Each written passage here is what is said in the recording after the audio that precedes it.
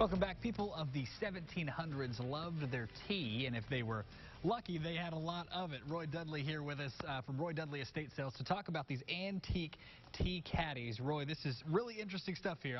Kind of tell me a little bit about it. It's a really great collection. Well, part of my job is understanding a little bit about history, and of course our nation is founded because of Lord Crosses about tea. So obviously the English people and the American people love tea. Tea was a commodity and a specialty item, and something it was expensive, so you needed to take care of it. So most homes in the 18th and 19th century had a tea caddy, and that's a vessel that's going to hold tea. And they usually have compartments where you can have more than one flavor of tea, and you take your tea out of that. And many times tea caddies have crystal bowls that you can mix and get your own perfect blend of tea. And tea caddies, like I say, were something to take care of the precious tea, but it was in every man's house. So you have plain utilitarian tea caddies that are just strong and hardy for everyone, all the way to a very fine sterling tea caddy from Japan, but it was made for the American or English market. We have a tortoise. This is actually made of tortoise shell. That's a really cool design. Yeah, it's really cool, and it's inlaid with silver.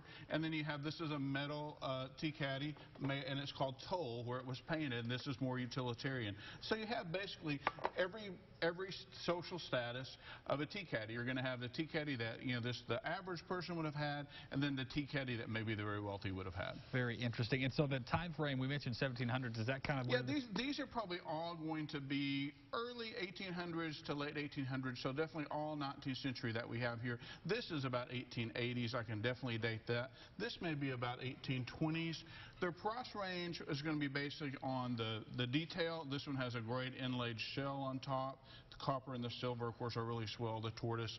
Your most expensive one, of course, is going to be the sterling one. This is by a very rare Japanese artist. It's about $4,000 all the way down to $95 range, so really something for everyone, and just a neat collectible. And this is a collection that can be built over a lifetime. Very interesting stuff, and stuff that you can find at your estate sales. You can, and in fact we're having a great sale this weekend. It's a house-based sale.